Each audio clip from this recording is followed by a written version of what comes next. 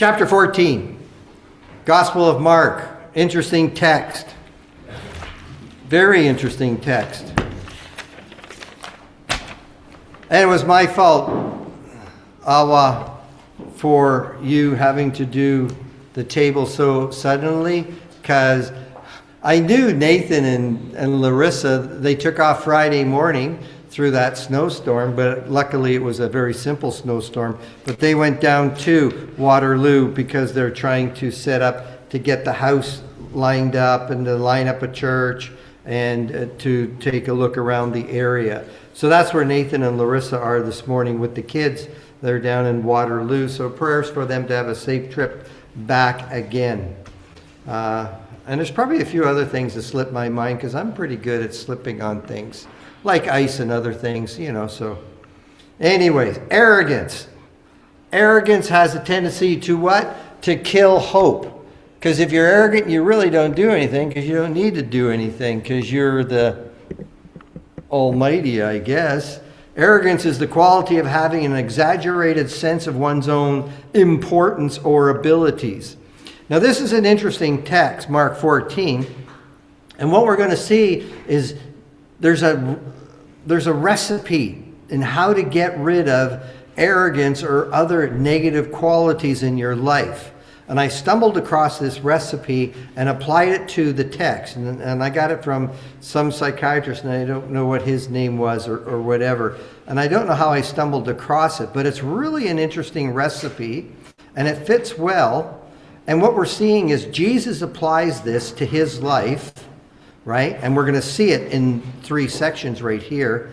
And we're going to see Peter and Judas both don't apply it, right? So they struggle, both of them, with arrogance themselves. And then we're going to see a good example of not being arrogant, and that's going to be Mary when she shows up to anoint Jesus. Romans chapter 12, I think, has a picture of this process if you want to get rid of arrogance in your life. And it's about transforming, right? In chapter 12, verse 2, he says, "Do not be conformed to this world, but be transformed by the renewing of your mind, so that you can prove what the will of God is, that which is good, acceptable, and perfect." Good, acceptable, and perfect. Those are the 3 I'm going to be focusing in on. And I change it into awareness, acceptance, and no resistance. Now, you need to write those down because I don't have a PowerPoint or anything. But awareness, acceptance, and no resistance. Those are the 3. That's the recipe to get rid of things that bad qualities in your system, right? And especially to get rid of arrogance. Conform means to behave in according with socially accepted standards. You do not want to conform to this world. This world does not understand who God is, and their standards just simply fall short of helping you to be more like God. What do I have here? My thoughts are not your thoughts, nor are my ways your ways, declares the Lord. For as the heavens are higher than the earth, so are my ways higher than your ways, my thoughts higher than your thoughts. Now, that doesn't mean we can't achieve to be able to think like God. He's made us in his image. And he made us in his image so that we have that ability to use our imagination, use our cognition, use our emotions, and pull it all together in our decision making, right? He's created us so that we can, as Jesus says, be little gods, right? And so what he's saying is, I want to take you from this physical world and pull you into this spiritual type thinking so that you can go on to something greater. If you want, you can just stay in this physical world and you can just die with the rest of them, just like animals. And you can be animalistic in your thinking, worrying about what you're going to eat, what you're going to drink, what you're going to wear. But Jesus says, you're better than that. And I can take this mind of yours and we can get you up on this level. And we can give you this picture of a future. Transform. That's the thing we've got to look at. Transform. Not conform to the ways of the world, what the world thinks of Christianity, what the world thinks that Christ should be like. That's the ways of the world. The Bible teaches us Transform. Make a thorough or dramatic change in your character. How do you do that? Chapter 3, verse 18 of 2 Corinthians. We all with unveiled face, beholding as in a mirror the glory of the Lord, are being transformed into the same image from glory to glory, just as from the Lord the Spirit. So when you read the scriptures and when you understand the scriptures, you can be transformed, because what you're learning is how Christ lived his life, how Christ made decisions, how Christ reached out to touch the lives of other people. He wants us to imitate me as I imitate Christ, says Paul. He wants us to be more Christ-like. And that's how we interact with other people. And it's called transformation, not conformity, because the world, it'll destroy you, being conformed to this world. But you got to learn this transforming ability that you have. And I believe it's a 3-step process. You've got to learn awareness. Become conscious of your inner state. Identify when you are experiencing negative emotions, irritation, or the desire to resist the situation.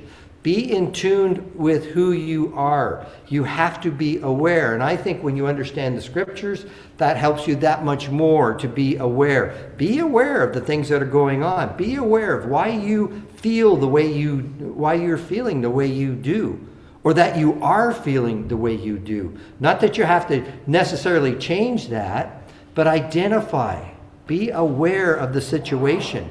And then, secondly, you've got to learn to accept the situation which you find yourself in, right? You've got to embrace the reality of the moment as it is, rather than, now this is the kicker, how you want it to be, right? Everybody wants it to be the way they want it to be. Well, you can't have it that way. That's not reality, right? So you've got to embrace reality as it is, not how you want it to be, which includes acknowledging your feelings without trying to accept them, right? I'm angry right now, and I've got to understand. So why am I angry? What's making me feel this way, right? So I'm getting back to the awareness. I've got to learn acceptance. And here's the third one, no resistance. No resistance. This means ceasing the internal battle against reality, removing the resistance to what you can't control to free up energy for constructive action. Because if you're fighting against something you have no power to control, you're just wasting time and energy. You've got to learn no resistance. And I believe this is the way Jesus kind of led his life. And he does so right at the very beginning. Ephesians, no. Philippians, yes. Chapter 2, verse 5 through verse 8. Awareness. What do we see here in chapter 2, verse 5 of Philippians? Have this attitude in yourselves, which was also in Christ Jesus. Oh, okay. So what's he talking about? Who, although he existed in the form of God, did not regard equality with God a thing to hang on to. Emptied himself, taking the form of a bondservant and being made in the likeness of men. Now here's where it starts, right? So he empties himself of his godly attributes, comes down, born as a man. But in verse 8, here's his awareness. Being found in appearance as a man. How does Jesus find himself in appearance as a man? He doesn't know who he is when he's born. And a lot of people will argue with me against that. But he is God, but he doesn't have the godly attributes. He doesn't know all things. In Luke chapter 2, verse 52, Jesus kept increasing in wisdom and stature, in favor with God and men. How does God increase in wisdom and stature, right? He was a man. He was a child. He's growing, right? But then one day, what did he do? He found himself. How did he find himself? Well, as he's reading the scriptures, as he's reading the Old Testament, he realizes, this is me. I'm the Messiah. How did he discover that? I don't know. What that day would have been like would have been just explosive, right? To all of a sudden read and then go, this is me. He may have been 5 years old. 6 years old. I don't know. But he didn't know who he was until he got into the scriptures. You're the same way. You really don't know who you are until you understand who Christ is. Till you come to an understanding that there's a purpose for me here, right? It's to serve and glorify God. And if you don't come to that conclusion, you'll never understand who you are. And people don't. So that's the awareness. And then acceptance. Look at his acceptance here. Humbled himself by becoming obedient. Right? Hebrews chapter 5 verse 8. He's the Son of God. Why does he have to? Chapter 5, 8 of Hebrews. What does that say? Although he was a son, he learned. He's learning obedience from the things which he suffered. Yeah, he suffered a lot of things. And here's something that we were looking at in a morning study, and that is suffering isn't necessarily what you may think it is. Suffering happens here more so than it happens to the physical body. Suffering is the things you're struggling with. Suffering is trying to help somebody, trying to understand something, seeing that you're unable to, right? That's what suffering is about, because you want to be able to accomplish, but you can't, and you suffer. And he learns obedience through the things which he suffers, because he's trying to reach, he's trying to help people, but people are just so daft. People are just so human, physical. They can't understand his spiritual level, right? That's his acceptance. He humbled himself, becoming obedient, and then no resistance to the point of death, even death on the cross. No resistance. I know I've got to go that far, right? And when he understands that, what happens? He's transforming, right? He's transforming in this thinking. And I believe in everything that he comes into effect, he's almost becoming aware, accepting the situation, and he's not going to resist, right? I'm not going to try to fight the situation. I'm going to try to help work with what I have in front of me, right? Awareness. Chapter 14 starts at what? Verse 11 is where it starts. Skip 1 to 11. That's the good example that we'll talk about after.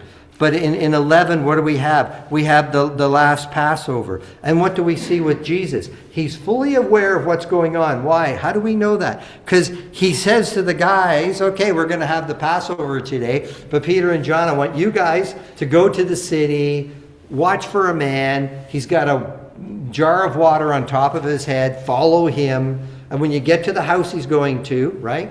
It's all cloak and dagger, right? And he's saying that, and all 12 apostles are there. So why is it cloak and dagger? Because he knows Judas is going to betray him. He knows Judas wants to expose him, right? To get arrested.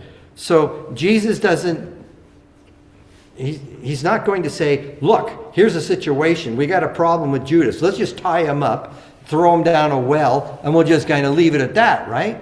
No. Because Jesus is no resistance.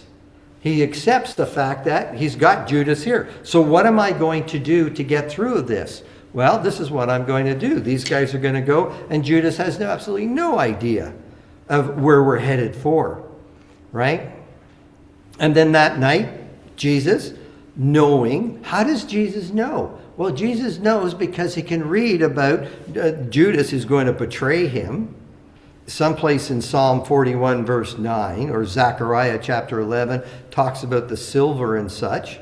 But he also knows about everyone that's going to scatter. That's in Zechariah chapter 12 or one of those. And you can look all that stuff up. But he tells them, Judas is going to betray me. You guys are all going to scatter when I get arrested. And then good old Peter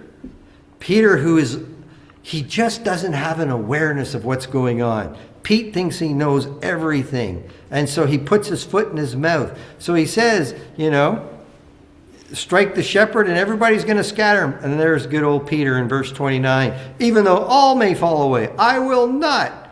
Oh yeah? Well, guess what? On this very night, before a rooster crows, you're going to deny me 3 times. No, even if I have to die with you, I will not deny you, says Peter. Yeah. lack of acceptance, lack of what? Awareness, right? Full-on resistance. That's good old Peter that we see right here in this first section at the Lord's table at the Passover. Judas, on the other hand, is kind of interesting. He has no awareness, I think, of the magnitude of his crime. Because once he say he's going to be betrayed, every one of them came up to him and said, "Surely not I." But then Jesus said, "It's the one who will dip with me in the bowl. The Son of Man is to go just as it is written of him, but woe to the man by whom the Son of Man is betrayed. It would have been good for that man if he had not been born." Wow. Judas just heard that. It'd be better if I'm going to betray. He was totally unaware of the magnitude of this crime he's about to commit. Okay? Then the guys leave and up to Gethsemane. Here's where we see Jesus' awareness, and he does the 3 prophecies. Now we see Jesus' acceptance, because now he's in the garden. He's got the 3 guys, and they're falling asleep 3 times. Jesus does the same prayer 3 times. But what's he saying? "Father, all things are possible for you. Remove the cup from me, yet not what I will, but what you will." He's telling God the truth. I don't want to do this, but I'm going to do your will if it needs to be done. He fully accepts this, that I'm going to the cross and I'm going to die outside the presence of my Father, right? Judas, again, back to his unawareness, right? And lack of acceptance for this. He doesn't understand the magnitude of his betrayal. And we see that. Where is that? Because up comes Judas, and what does he do? "Rabbi." And he kissed him. You're going to betray with a kiss. Jesus knew he was going to get betrayed. But I think it's in John, he says, "And you betray me with a kiss?" Like, wow. You really don't know what's going on, do you? Because you don't know where you're headed to.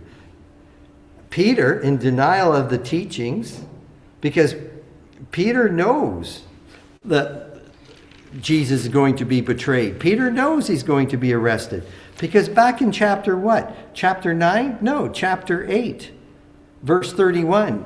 Jesus began to teach them, "The Son of Man must suffer things, be rejected by the elders and scribes, be killed, and after 3 days rise again."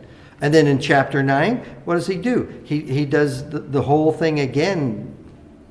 Where is it? I think it's verse 31. He was teaching his disciples, telling them, "The Son of Man is to be betrayed into the hands of men. They will kill him, and when he has been killed, he will rise on the 3rd day." And then what? Oh, lo and behold, chapter 10, verse 31? No, verse 33. "Behold, we're going to Jerusalem. The Son of Man will be betrayed to the priests and the scribes, and they will condemn him and will hand him over to the Gentiles.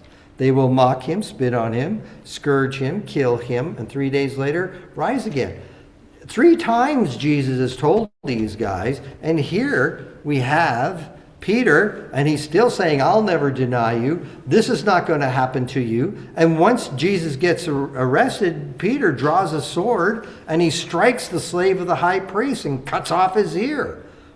Now that's got to be quite the move. I don't think it's a downward. I think it's a straight on, with the priest's slave ducking, losing an ear to the sword coming through, which just shows you his lack of awareness and acceptance. You are not going to arrest the Lord. I don't care what Jesus said earlier. No, you've got to be focused on the Word. You've got to be aware of what's going on. And you've got to learn to accept the situation that you find yourself in, because you can't change it. Acceptance is so important. And then the last one, part of this text, right, is no resistance. Here we find Jesus in front of Caiaphas. And what's happening? False charges. Verse 55, chief priests, whole council trying to obtain testimony to put him to death. They weren't finding any. Many were giving false testimony, to give false testimony, standing up against him. Verse 60, finally the high priest stood up, came forward, questioned Jesus. Do you not answer? What is it that these men are testifying against you? No resistance, like a sheep that's led before the slaughter. Jesus could say, no, that's false, that's wrong. He could have tried to defend himself. Easily these guys were proven false. No resistance, because I've already accepted the fact that I'm going to the cross. Because I know, right? I'm aware of the whole situation. He kept silent and did not answer. And then the high priest says, are you the Christ, the Son of the Blessed One? And Jesus says, I am. And you shall see the Son of Man sitting at the right hand of power and coming on the clouds, coming with the clouds of heaven. Yeah, absolutely no resistance. As for Peter, well, 66 to 72 is Peter's denial. 3 times he denies to the slave girl. Yeah, full of resistance is Peter. And Judas, well, he gave the money back in Matthew, and he went out and hung himself. Because those guys were arrogant. Those guys thought they knew it all. They thought they were superior to Christ. They thought they could get away with something that Jesus never saw. But what does Jesus show us? He's showing us, here's the recipe. Be fully aware of the things that are going on, which is what he was, because he knew his scriptures. Fully aware, and learn to accept the things that you cannot change. And he understood this is the direction we're going. So he fully accepted it. And then no resistance. No resistance. Save your energy. Right? When that happens, there's this thing called transformation happening within your mind, because you understand these things. The perfect example is Mary, back in chapter 14, verse 1 through 11. Well, actually, it's down in verse 3. Mary was in Bethany at the home of Simon. While he was in Bethany at the home of Simon the leper and reclining, there came a woman with an alabaster vial of very costly perfume of pure nard. Right? Here comes Mary. Mary we saw in John chapter 12. On the Sunday night, Jesus had dinner with Mary, Martha, and with Lazarus. And she brought out the alabaster jar of nard and she poured it on his feet. Judas cried out and complained because he wanted the money. He wanted to sell it, right? So Judas has got his eye on that alabaster jar. But it's interesting. The one thing that Jesus said that stuck with Mary, right? Because she's doing this, I believe she's just doing this act here. Whether or not she knew that Jesus was getting ready to die, what did Jesus say? Something about, I guess I'm not going to give it to you, because he simply said, leave her alone so that she can hang on to this for my burial, right? And so that clicked with her. And now Wednesday night, here comes Mary. Right? She knows he's going to his death. She knows. She can see the Passover. She can see it coming, right? She listens to his preaching, like those 3 prophecies that Jesus says. When Jesus spoke, I'm sure the apostles shared it with people around them, right? So Mary is showing up. So she's fully aware that this is going to be the night of his, that he's going to die within the next couple of days. And she accepts this fact. She brings this expensive, like it's worth a year's wage. She brings this expensive perfume, and there's no resistance. Why? Because she takes it and she breaks it. When she breaks that bottle, you can't save the perfume, right? They didn't have saran wrap or plastic. So what she do? She pours the whole thing out. Awareness, acceptance, no resistance. She's just an amazing person, is Mary.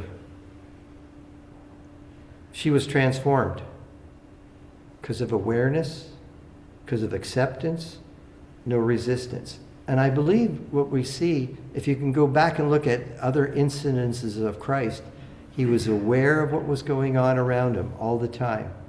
And he accepted the things that he knew he couldn't change. And then what does he do? No resistance. And it's a great little recipe, I believe, that'll help us to learn how to what? To be transforming. Transform our mind. Benefits of practicing awareness, acceptance, and non-resistance.